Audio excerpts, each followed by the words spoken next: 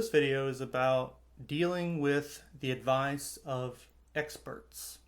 And I was inspired to talk about this concept after seeing I guess, lesson type video in which an expert guitarist gave advice on how to play tremolo. And based on what they said, it really became a springboard for me to think about what kind of advice they gave. How typical is this? How often are we going to run across fantastic musicians saying stuff like this? And what do we do with it? So I came to the conclusion that we need to learn to deal with taking advice from the experts. I think if you're going to go on a journey of being a guitarist, a musician, an artist, there's plenty of skills to develop, okay? All kinds of technical and musical and creative things. But there are also these almost hidden areas, and they have to do with us being human beings. I used to really I think it was wishful thinking, that musicians were different. I thought we were better people. We were more honest people, more real, maybe more pure. Until one day I realized, no, we're just people like everybody else. So it's not the musician that makes the person, it's the person that makes the musician. I believe that's how it works. So we're going to run across great people giving us advices. And what I hear is a lot of the same type of stuff. And I think this is one of those kind of almost invisible areas that, along with, practicing our scales and working on our musicality and stuff, there's other things that we need to learn how to deal with. And I think this is very important. Okay. So this person gave this type of advice. They said a few things that I want to talk about. They said, to develop the perfect tremolo, you have to practice it very slowly with the metronome, right? And they said, when I learned to do tremolo, I did this for about a month, because you got to train the movements into your hand, and you can't speed up before you train the movements. And then they said this: if you speed up before the movements are trained, you're going to have to retrain your hand, and that's very difficult. And I think they're absolutely right about that, but I think that comment doesn't exist on its own. It comes with, I think, a whole bunch of other stuff, right?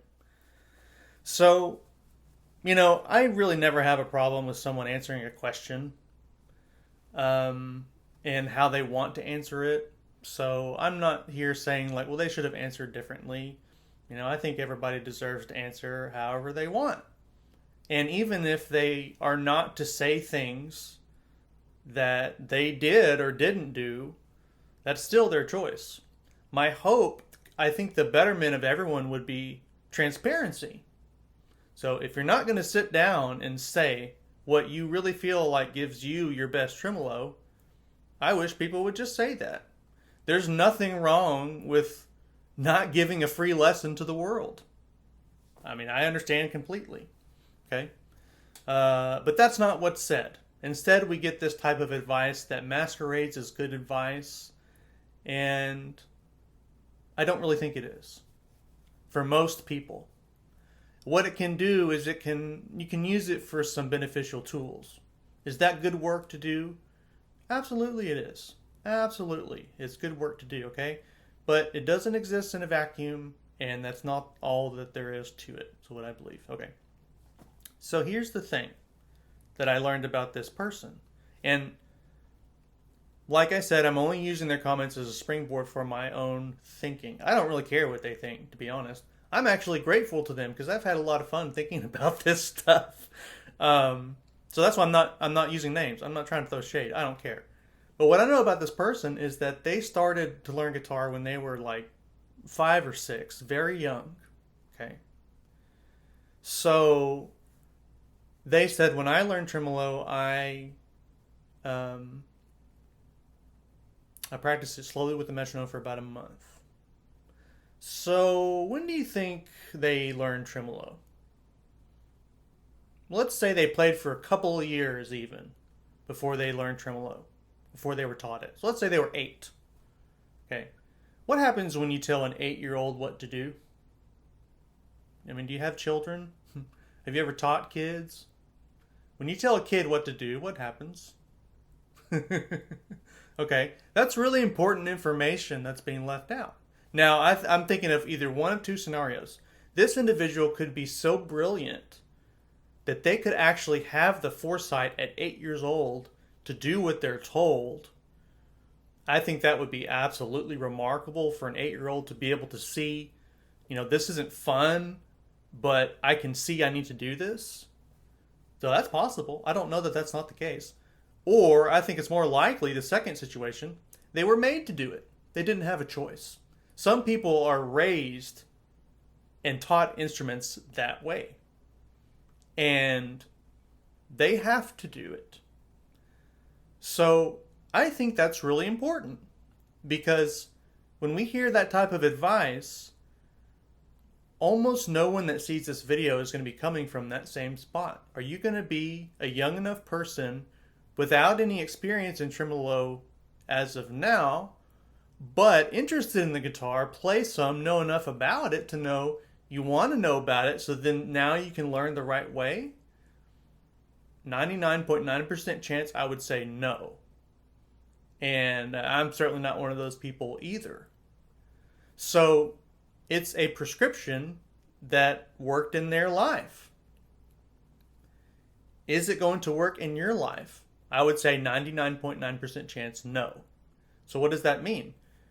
It means that you shouldn't do that, is what it means. It means you can try things, you can take elements.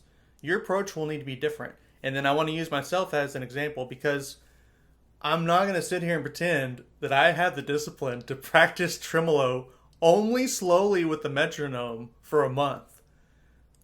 I don't. And let's just call it a character fault of mine, okay? I'm not that intelligent. As an adult, I don't have that amount of foresight to say, you're really going to appreciate doing this, in a month. I'm just like, oh my God. And they didn't specify amount of time per day, but let's just say 5 minutes. Have you ever practiced something really slowly for 5 minutes? Okay, if you never have, try it. Same passage or same finger pattern, really slowly with the metronome. Set a timer for 5 minutes, but don't look at it.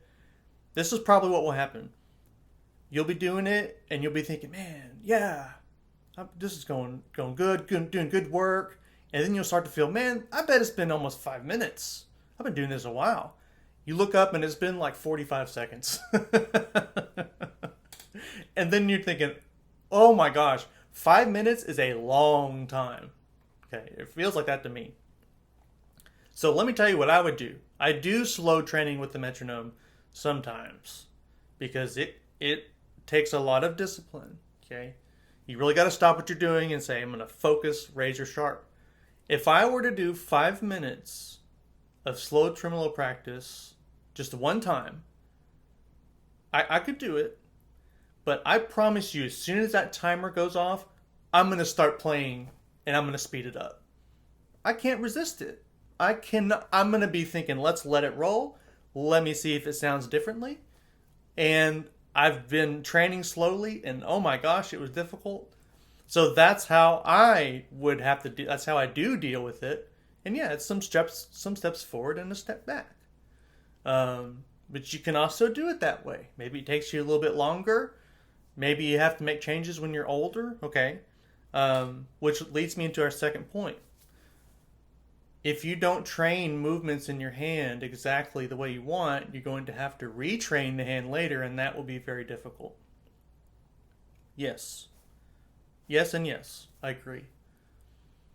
However, I believe that is a fundamental part of playing the guitar. Retraining. I made a video about it a couple of videos ago. What it is, how often, maybe to do it. I've had to do it more times than I can remember, and I anticipate it still coming. I just went through a big episode of retraining with my fretboard hand, okay? So here's why I think that. let's pretend you could start playing when you're 5 or 6. And let's just say you were a brilliant child. So you had a teacher or you had a parental figure show you the exact way to do everything. And you learned that. You trained the right movements. You did a metronome only for however long it took, okay? So let's say by the time you're, I don't know, 18, 20, you are a virtuoso. So you're an amazing player. You can play with an amazing amount of efficiency and technical prowess. Okay? So you go on being a musician. Now you tell me, do you think you're going to have more to say in your music when you're 40 than when you do when you're 20? What about when you're 50 or 60? You think you're going to have more to say then than when you're 20? You know, if you've lived to 40 or 50, 60, you tell me. I'm almost to 40, but I'm not there yet. But I just imagine as a 20-year-old, it's not that you haven't lived, but there are going to be so many more things that you experience that are going to change your perception, and they're going to change the way you think about life. For me, mostly they're the hard things, the things you thought you'd never have to deal with, and yet all of a sudden they're here. Oh, all of a sudden there's another one. Oh, then there's another one. Now you have to find, well, how do I survive? How do I deal with this? Those things really change you, and they can really change you for the better. But when I'm playing music, I tend to be inspired by those things. I'm not as inspired by a great happy thing. Maybe that's just me. But those things just don't feel as impactful. The tough things that I've overcome, those things feel impactful to me. So those are things that I draw on that I want to share. So don't you think you're going to have more of that to draw on as you live throughout your life? So if you play a piece at 20, you're going to play it different at 40? Different how? From a different perspective? With more detail? With more to say? When you're a young person, a lot of young people are more about spectacle. And as we mature, we just kind of change our viewpoint on that. We think a little bit more spectacle, schmectacle. You know, I would rather hear other stuff. I think that's a natural part of maturation. So, okay, so you have more to say. You're going to say more. What does that mean? How are you going to do that? It means you're going to have to move differently. How are you going to do that? You're going to have to retrain. Now, maybe if you're brilliant, you can retrain yourself in a second. I believe that would be possible with some people, you know. But it's still going to be part of it. And so I don't think it's something to be feared. I don't think it's something to be prevented. And you'll never even know until you get there, until you experience some retraining. So maybe the most efficient approach would be, start at a young age, learn all the perfect movements, learn them incredibly slowly and disciplined before you even speed up. Okay, how many of us are in that boat? If you're watching this video, you're not in that boat, I would guess. And I wasn't in that boat either. So we have to take a different approach. We have to say, okay, I've done some stuff. Yeah, I lack some discipline. I'm going to have to go back and retrain it. Okay, that's just how it's going to go. But that process can be extremely beneficial. And that's what I believe. Maybe it's just because what I have to do. I have to retrain. I'm a few steps forward, a step back kind of artist. That's how my process was. But I also see that in a lot of people that I work with. People don't want to.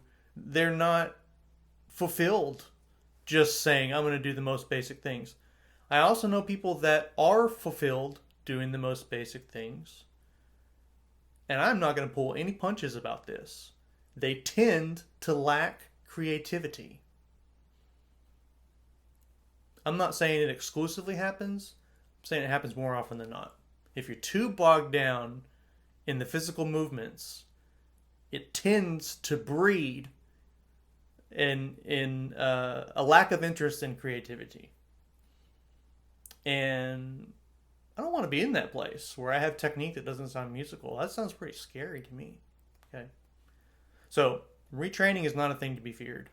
Yeah, it's difficult. I agree with that, but I wouldn't want to present it as something to be avoided at all costs. I think it can be very beneficial. And then the last thing I want to say, about tremolo in particular, is that um, if you were to take that advice, I don't believe that would even give you the perfect tremolo. 3 of the people that have my favorite tremolos are David Russell, Cayuhi Park, and Scott Tennant. And they sound like the people that have done all the training in the world and done the slow practice and all that kind of stuff, probably in more ways than we can imagine. But they're not my favorite tremolo players. They don't have my favorite tremolo sound because I hear them and I think, oh, they have the most even tremolo. If you only focus on the 3 notes being the same volume and the same evenness, and then you speed that up, there's going to be a very important element that's missing. Because a great tremolo sound has a natural flow to it. And to me, by definition,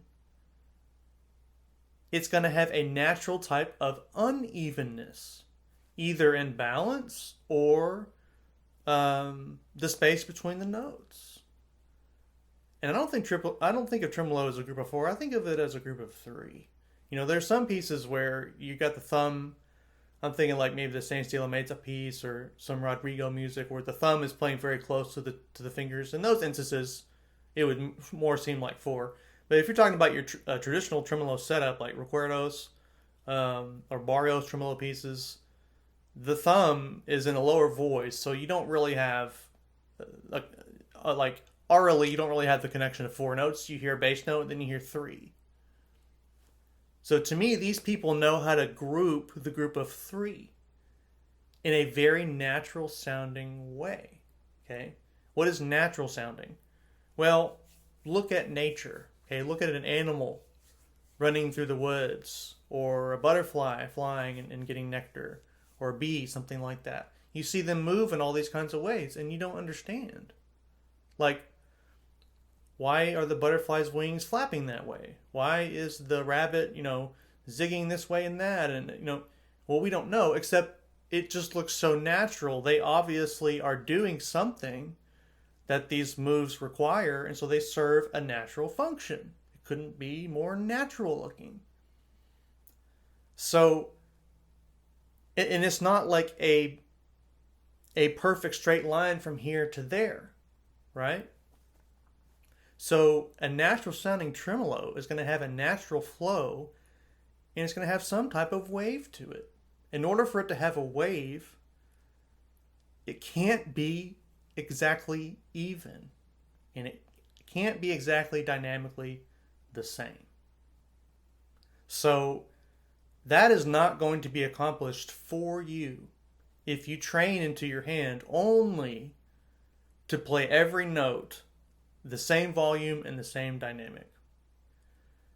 Practicing technique does not in itself solve creative issues.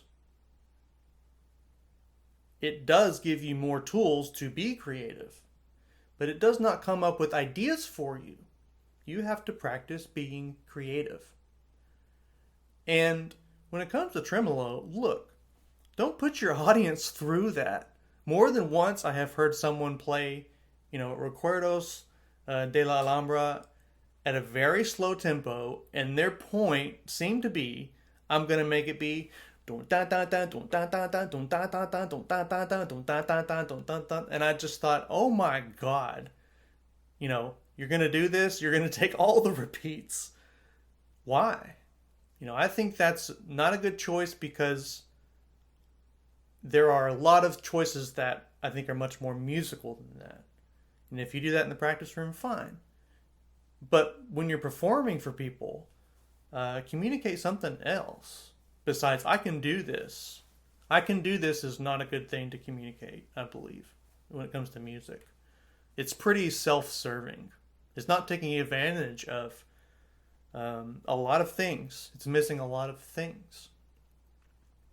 So you want a great tremolo, you want a perfect tremolo, if that's even a thing. You're gonna have to have some kind of flow to it. And I don't. The people that are my favorites, it's not because I think their flow is all the same. I'm not really sure what makes their flow the way that it is. What makes their natural sounding tremolo the way that it is. I just know it has a function. And if the way to develop the perfect tremolo was to practice slowly with the metronome, there wouldn't be 800 videos about it. I mean, by now we would have figured that out, and that was what everybody would know, and everyone would have perfect tremolos. We would have the time figured out. It's a month's time, BPMs, 30 BPMs or whatever. We would know. So what does that show you? That is not the whole thing that you need to be working on. Is that an important tool? Yeah, but it's not just tremolo. I mean, people are like, "Oh, tremolo." Tremolo is a result of your right hand technique. It's not like a thing. I mean, it's one of the many techniques that you use, but you're not going to have great sounding tremolo and then crappy arpeggio technique or bad sounding chords. It doesn't work that way. It's indicative of your general right hand approach. Listen to these people. Yeah, they have great sounding tremolos. Well, they also have great sounding whatever else they do with the right hand. Okay? That doesn't exist on its own. Maybe it's just some of us are fascinated by it. Although I've never really bought the magic trick analogy either. That doesn't make any sense to me. But a lot of people seem to be drawn to it, and so maybe they want to know. But we should see, okay, this may be part of it, but it does not develop the perfect tremolo. So there is definitely steps of, does it sound like something? Okay, and then I'll stop talking just after I say this. In my own work, I'll record myself playing tremolo, and I'll listen to it. And I'm listening for this. Does it sound like something? I don't care about playing at a fast tempo. I don't really care about playing even, to be honest with you. I think it's part of training, but I'm not looking for that. And if I'm going to do this pattern, like 500 times in a tremolo piece, I don't think I can be thinking about it every time. I don't think I have the mental capacity for that. It has to be a feel. So putting the group of 3 notes together in a way that presents some kind of natural sound that I'm looking for. So I'll listen, and if I think, man, that just doesn't sound like anything, then I'll go back and I'll try to feel it differently. And then if I listen, I'm like, that sounds like something. It sounds like something that has a flow and a natural purpose. That's what I'm looking for. And I don't really care. It really has nothing to do with it being even. I guess I'm arguing it has actually more to do with it being subtly uneven. And I think that's actually something that is an important aspect between a decent tremolo or a functioning tremolo, or kind of a good place to start with tremolo, and an artistic tremolo, a functioning tremolo, a tremolo that really says something. And if you're going to play a tremolo piece and you're going to play it 800 times, imagine all the missed opportunities that are there if you don't have something specific and really important to you to say with every single tremolo pattern that you do.